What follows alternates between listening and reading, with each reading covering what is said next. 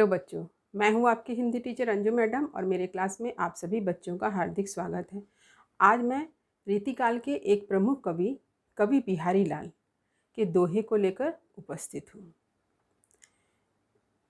कवि बिहारी लाल रीतिकाल के रीतिसिद्ध कवि माने जाते हैं और इनकी प्रमुख रचना है सतसई, जिनमें 700 दोहे का संग्रह है।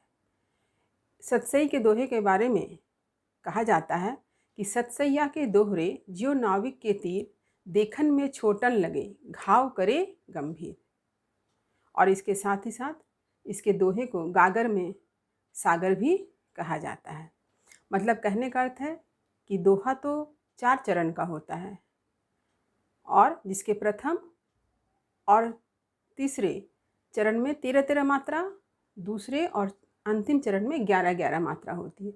लेकिन एक छोटे से दोहे में इतना अर्थ छिपा होता है, यह बिहारी लाल की ही विशेषता है कि इनके दोहे को गागर में सागर कहा गया है, यानी थोड़े में ही बहुत अधिक कहना।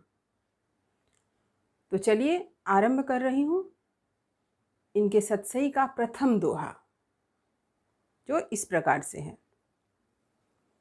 मेरी भव बाधा हरौ, राधा नागरी सोई, जा तनु की झाई परै, श्याम हरित दुति होई।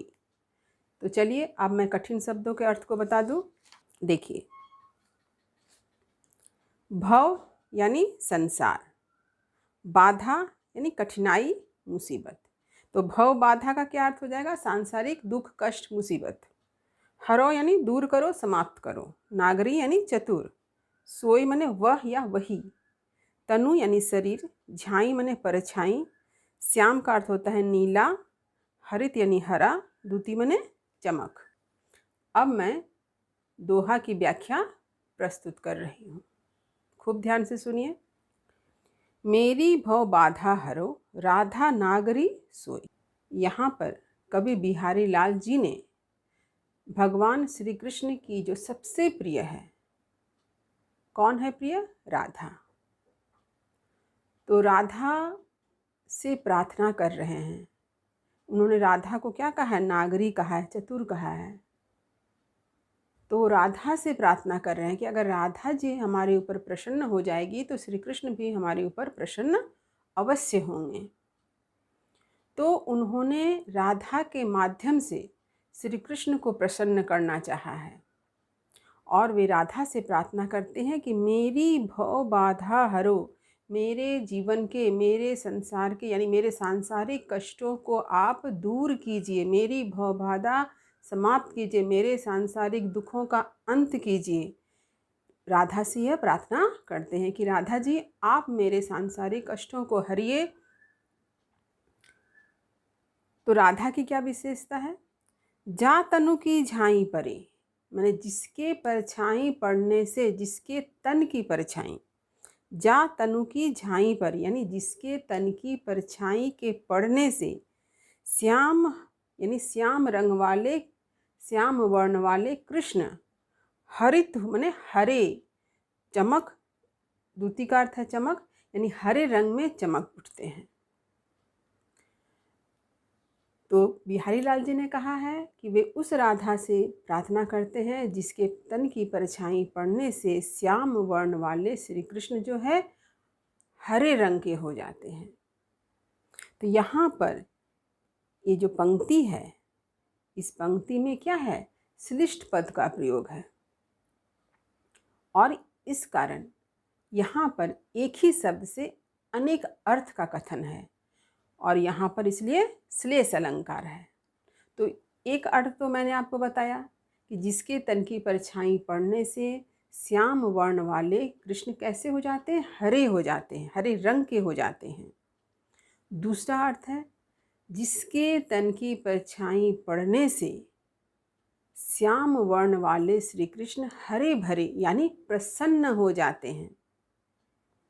एक और अर्थ है कि जिसके परछाई पड़ने से यानी जिसके प्रभाव से श्याम वर्ण वाले सांसारिक दुख पाप सब कुछ प्रकाशहीन प्रभावहीन हो जाते हैं।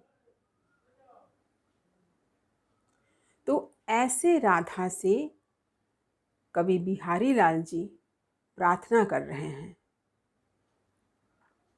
तो आपने देखा यहाँ पर कि दोहा में 2 पंक्ति है, 4 चरण है और कुल मिलाकर 48 मात्रा है। लेकिन इस छोटे से दोहे में कितना अर्थ छिपा हुआ है, इसीलिए इसके दोहे को गागर में सागर कहा जाता है।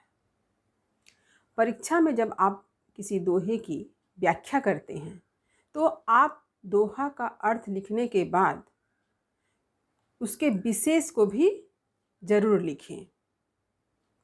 तो कवि बिहारी लाल के इस दोहे के विशेष को मैं आप लोगों के सामने लिखकर प्रस्तुत कर रही हूँ, ताकि आप लोग इसे अच्छी तरह से पढ़ लें, लिख लें, समझ लें और परीक्षा में इसी तरह से सारी बातों को लिख सकें, ताकि आप देखेंगे कि इस तरह से जब आप किसी दोहा की व्याख्या करते हैं तो आपको अधिक से अधिक अंक प्राप्त होंगे। चलिए आरंभ करती हूँ। तो विशेष को मैंने कुछ पॉइंट्स में विभक्त कर दिया है। तो पहला क्या है, कवि ने राधा से अपनी भव बाधा को दूर करने की प्रार्थना की है, ये मैंने पहले ही बता दिया।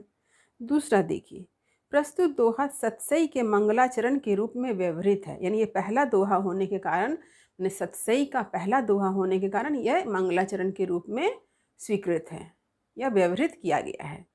उन्होंने अपने काव्य की निर्विघ्न समाप्ति के लिए कृष्ण की प्रिया राधा से स्तुति की है। सीधे सीधे कृष्ण से नहीं की है, कृष्ण की प्रिया राधा से स्तुति की गई है। और सतसई में कितने दोहे होते हैं? 700 दोहे।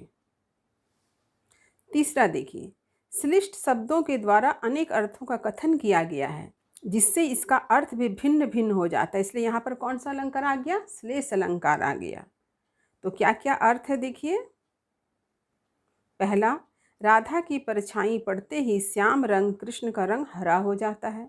दूसरा है, राधा की झलक मिलते ही श्याम वर्ण कृष्ण हरे भरे हो जाते हैं, यानी प्रसन्न हो जाते हैं।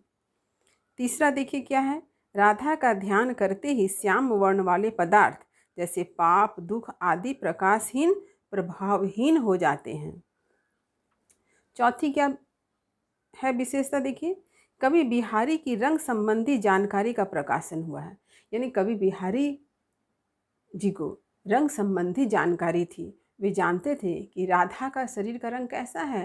पीला रंग है, यानी वो गौरवर्णा है। और श्री कृष्ण कैसे हैं? श्याम यानी नीले रंग के हैं।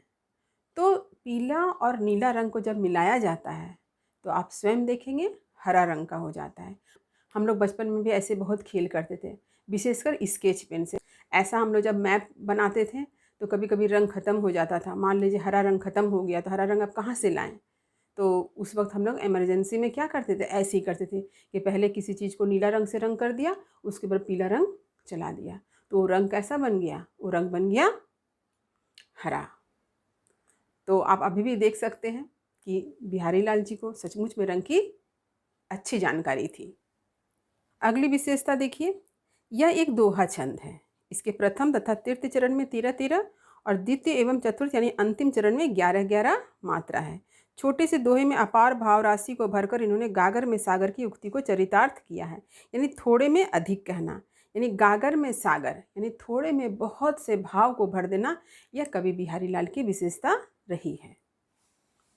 और एक विशेषता क्या है देखिए, इन्होंने मधुर ब्रजभाषा के प्रयोग के साथ साथ संस्कृत के तत्सम शब्दों का प्रयोग किया है। तो यहाँ पर मैंने जिन विशेष का उल्लेख किया है इसे आप ज़रूर याद कर लीजिएगा, ये बहुत ही इम्पॉर्टेंट है। जब आप प्रश्न का उत्तर भी लिखिएगा तब भी आप इन सारी बातों को लिख सकते हैं। आप स्वयं देखेंगे कि आपको परीक्षा में अच्छे अंक प्राप्त हुए हैं। उम्मीद करती हूँ कि बिहारी लाल जी का यह दोहा, मेरी भव बाधा हरो राधा नागरी सोई, जा तनु की झाई परत श्याम हरित दुति होई, का अर्थ आपको अच्छी तरह से समझ में आ गया होगा। वीडियो को लाइक अवश्य करें और अपने सभी मित्रों में जितने भी विद्यार्थी पढ़ने वाले हैं, जितने भी ज़रूरतमंद हैं, उन सभी के बीच इसे शेयर भी अवश्य करिए। जो बच्चे चैनल पर नए हैं वो चैनल को सब्सक्राइब करना बिल्कुल भी ना भूलें, ताकि आने वाले समय में जो भी नए वीडियो हमारे यूट्यूब पर अपलोड होंगे, हर नए वीडियो का नोटिफिकेशन उन्हें समय समय पर मिलता रहे। तब तक पढ़ते रहिए, जीवन में आगे बढ़ते रहिए। मेरी शुभकामनाएं आप सभी बच्चों के साथ है। धन्यवाद।